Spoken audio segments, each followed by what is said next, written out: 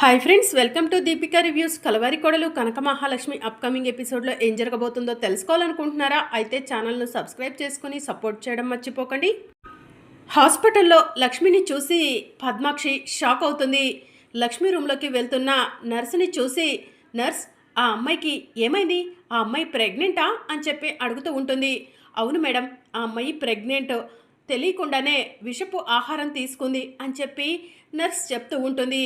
కడుపులో బిడ్డకి ఏదైనా ప్రమాదమా అని పద్మాక్షి అడుగుతూ ఉంటే, ఇప్పుడే డాక్టర్ గారు తల్లికి బిడ్డకు ఎలాంటి ప్రమాదం లేదని చెప్పారు అని నర్స్ చెప్తూ ఉంటుంది.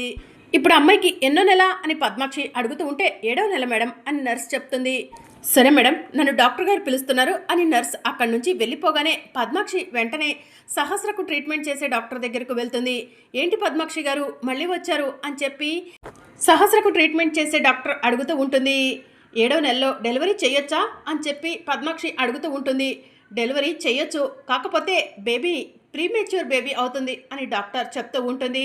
దానివల్ల ఏదైనా ప్రమాదమా డాక్టర్ అని పద్మాక్షి అడుగుతూ ఉంటే, ప్రమాదం ఏం లేదు, కొన్ని సిచ్యువేషన్స్లో బిడ్డను బాక్స్లో పెట్టాల్సి ఉంటుంది. బిడ్డ హెల్దీగా ఉంటే మేము చూసుకోగలము అన్న కాన్ఫిడెన్స్ ఇంట్లో వాళ్ళకు ఉంటే ఇంటికి కూడా బేబీని ఇచ్చేస్తాము అని చెప్పి డాక్టర్ చెప్తూ ఉంటుంది. ఇవన్నీ ఎందుకు అడుగుతున్నారు పద్మాక్షి గారు? అయినా మీకు కావాల్సిన బిడ్డకు 9 నెలలు నిండాయి కదా అని డాక్టర్ చెప్తూ ఉంటుంది. చెప్తాను డాక్టర్, అన్ని విషయాలు వివరంగా చెప్తాను అని పద్మాక్షి అంటూ ఉంటుంది. ఒసే లక్ష్మి, నీ బిడ్డను నా కూతురు బిడ్డగా ఇంటికి తీసుకెళ్తాను. నా కూతురు బిడ్డగా విహారీ చేతుల్లో పెడతాను. రేపటి రోజున నా కూతురికి గర్భసంచే లేదు, పిల్లలు పుట్టలేదు అని తెలిసినా కూడా వాడు నీ బిడ్డని విహారీకి చెప్తాము. నువ్వు ఎలాగో అక్కడికి రాలేవు కాబట్టి, నీ బిడ్డ కాబట్టి చాలా జాగ్రత్తగా విహారీ, యమున చూసుకుంటారు.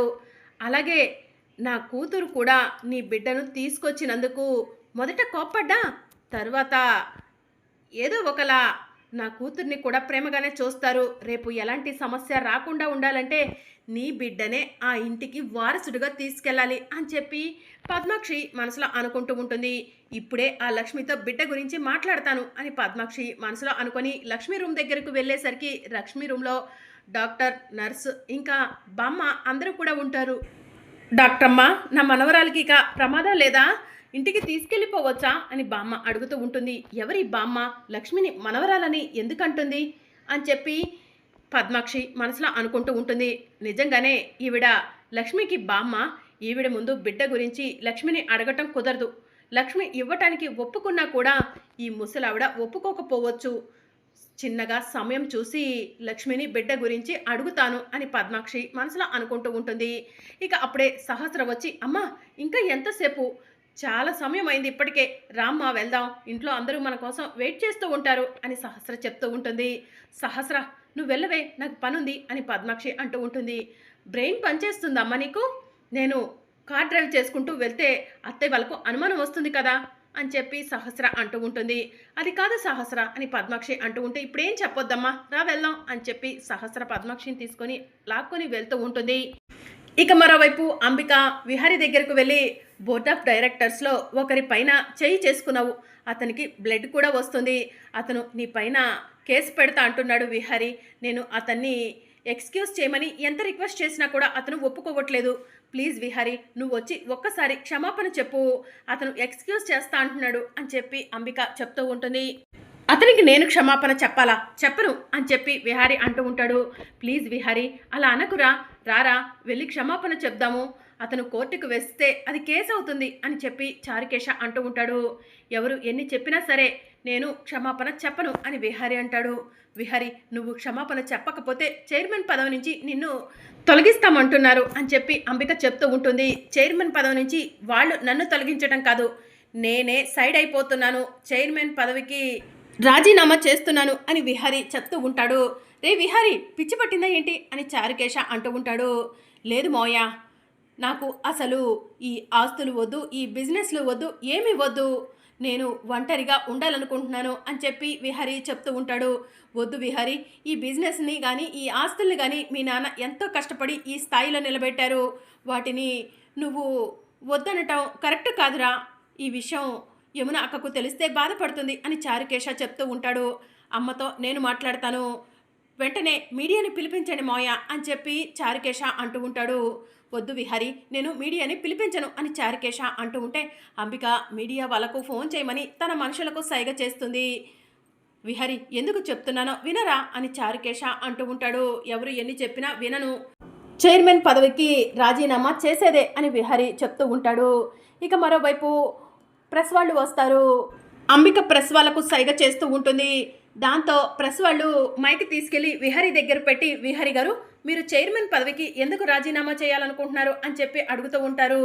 నాకంటూ ఎవరూ లేరు, నేను ఒంటరి వాణ్ణి, అందుకే నాకు ఈ బిజినెస్లు ఆస్తులు ఏమీ వద్దు, నేను ఈ పదవికి రాజీనామా చేయాలనుకుంటున్నాను అని విహారీ తాగిన మైకంలో ప్రెస్ ముందు మాట్లాడుతూ ఉంటాడు. ఇక దాంతో టీవీ న్యూస్ ఛానల్స్ అన్నిట్లో కూడా లైవ్లో Vihari group of constructions Vihari chairman పదవికి రాజీనామా అని చెప్పి చూపిస్తూ ఉంటారు. లక్ష్మి ఉన్న రూమ్లో కూడా టీవీ ఆన్ చేసి ఉండటంతో లక్ష్మి ఆ న్యూస్ని చూస్తుంది. ఇదేంటి, విహారీ గారు చైర్మన్ పదవికి రాజీనామా చేయటం ఏంటి? విహారీ గారు చైర్మన్ పదవికి రాజీనామా చేయటానికి వీల్లేదు. విహారీ గారు ఇలాంటి పరిస్థితిలో ఉంటే అంబికమ్మ తన కుట్రలు తను పన్నుతూ ఉంటుంది. విహారీ గారు ఎలాగైనా సరే చైర్మన్ పదవికి రాజీనామా చేయకుండా కాపాడాలి అని చెప్పి లక్ష్మి మనసులో అనుకుంటుంది. డాక్టర్ నేను అర్జెంటుగా వెళ్ళాలి అని లక్ష్మి చెప్తూ ఉంటుంది. ఎక్కడికమ్మా వెళ్ళేది, నీ కండిషన్ ఎలా ఉందో నీకు తెలియట్లేదు అని డాక్టర్ చెప్తూ ఉంటుంది. లేదు డాక్టర్ నేను వెళ్ళాలి అని చెప్పి లక్ష్మి చెప్తూ ఉంటే, అమ్మ సిరి పిచ్చి పట్టిందా ఏంటి, నువ్వు ఇప్పటికే హాస్పిటల్లో అడ్మిట్ అయ్యి 2 రోజులైంది, ఈ రోజే కళ్ళు తెరిసావు తల్లి, నువ్వు ఎక్కడికి వెళ్ళటానికి వీల్లేదు అని బామ్మ చెప్తూ ఉంటుంది. ఇక కానీ లక్ష్మి ఎవరి మాటను కూడా వినిపించుకోకుండా హాస్పిటల్ నుంచి బయటకు వస్తూ ఉంటుంది.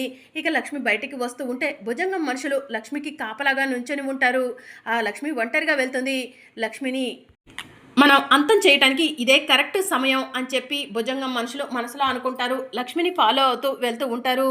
విహారీ గారి ముందుకు నేను ఎలా వెళ్ళగలను, విహారీ గారి ముందుకు నేను వెళ్ళాలంటే నా మొహం విహారీ గారికి చూపించకూడదు అని కనక మహాలక్ష్మి మనసులో అనుకుంటుంది. వెంటనే బుర్కా తీసుకొని ఎవరూ గుర్తుపట్టకుండా బుర్కాని వేసుకొని విహారీ గ్రూప్ ఆఫ్ కన్స్ట్రక్షన్ దగ్గరకు వెళ్తుంది. ప్రెస్ వాళ్ళు మీడియా వాళ్ళు అందరూ కూడా విహారీ మాట్లాడుతూ ఉంటే లైవ్లో టెలికాస్ట్ చేస్తూ ఉంటారు. లక్ష్మి దూరం నుంచి ఇదంతా చూస్తూ ఉంటుంది. విహారీ గారు ఎట్టి పరిస్థితిలో చైర్మన్ పదవికి రాజీనామా చేయకూడదు అని లక్ష్మి మనసులో అనుకుంటూ ఉంటుంది. ఇక మరోవైపు లక్ష్మి విహారీ దగ్గరికి వెళ్ళబోతూ ఉండగా వెనక నుంచి భుజంగం మనుషులు వచ్చి లక్ష్మి నోటిని గట్టిగా మూసేసి లక్ష్మిని తీసుకెళ్లి కారులో కూర్చోబెడుతూ ఉంటారు. లక్ష్మి విహారీని పిలవటానికి ప్రయత్నం చేస్తూ ఉంటుంది. కానీ భుజంగం మనుషులు పకడ్బందీగా లక్ష్మిని లాక్కొని వెళ్తూ ఉంటారు. ఇక మరోవైపు విహారీ మీడియాతో మాట్లాడి బయటికి వస్తూ ఉంటాడు. అప్పుడు అంబిక చారుకేశ విహారీ సారీ చెప్పు విహారీ అని చెప్పి అంటూ ఉంటే సారీ చెప్పను గాక చెప్పను అని చెప్పి అంటూ ఉంటాడు. విహారీ గారు మీరు సారీ చెప్పకపోతే మీరు రాజీనామా చేయాల్సి ఉంటుంది అని చెప్పి చెప్తూ ఉంటారు. రాజీనామా చేస్తాను అని విహారీ సవాల్ విసురుతూ వెంటనే ఆఫీస్లో పనిచేసే వాళ్ళని పిలుస్తారు. వాళ్ళు ఫైల్ తీసుకొని రాగానే విహారీ చైర్మన్ పదవికి రాజీనామా చేస్తున్నట్టు సంతకం పెడుతూ ఉంటాడు. అయ్యో విహారీ గారిని రాజీనామా చేయకుండా కాపాడటానికి వచ్చి నేను ప్రమాదంలో పడిపోయానే అని లక్ష్మి మనసులో అనుకుంటుంది. విహారీ ఒక్కసారి ఆగరా అని చారుకేశ పిలుస్తూ ఉంటాడు. ఇక విహారీ చారుకేశ మాటను వినిపించుకోకుండా డ్రింక్ చేస్తూ కారులో వెళ్తూ ఉంటాడు. ఇక మరోవైపు భుజంగం మనుషులు కనక మహాలక్ష్మిని కారులో తీసుకెళ్తూ ఉంటారు. ఎవర్రా మీరు, ఎందుకురా నన్ను తీసుకెళ్తున్నారు అని లక్ష్మి అంటూ ఉంటుంది. మా బాస్ నిన్ను చంపేమన్నాడు, సైలెంట్గా ఉంటే సైలెంట్గా నీ ప్రాణం గాల్లో కలిసిపోతుంది అని చెప్పి భుజంగం మనుషులు చెప్తూ ఉంటారు. ఎవరు మీ బాస్ అని కనక మహాలక్ష్మి అడుగుతూ ఉంటుంది. అవన్నీ నీకు అనవసరం అని చెప్పి భుజంగం మనుషులు చెప్తూ ఉంటారు. ఇక ట్రాఫిక్ దగ్గర సిగ్నల్ పడుతుంది. అప్పుడు భుజంగం మనుషులు వెళ్తున్న కారు సిగ్నల్స్ దగ్గర ఆగిపోతుంది. అప్పుడే విహారీ కూడా సిగ్నల్స్ బట్ట దగ్గరకు వచ్చి కారులో కూర్చొని డ్రింక్ చేస్తూ ఉంటాడు. కనక మహాలక్ష్మి టెన్షన్ పడుతూ అటు ఇటు చూస్తూ ఉంటుంది. పక్కనే విహారీ కారు కనిపిస్తూ ఉంటుంది. ఇక కనక మహాలక్ష్మి భుజంగం మనుషుల దగ్గర నుంచి విహారీ గారు అని చెప్పి గట్టిగా అరుస్తుంది. దాంతో విహారీ ఇది లక్ష్మి గొంతులా ఉందే అని చెప్పి మనసులో అనుకొని పక్కకు చూస్తాడు. ఇక అప్పుడు విహారీకి లక్ష్మి కనిపిస్తుంది. లక్ష్మిని చూసి విహారీ షాక్ అవుతాడు. ఏయ్ నోరు ముయ్యవే, నోరు ముయ్ అని చెప్పి భుజంగం మనుషులు లక్ష్మి నోటిని మూసేస్తారు. ఇంకా విహారీ లక్ష్మిని చూసి కనకం అని చెప్పి అంటూ ఉంటాడు.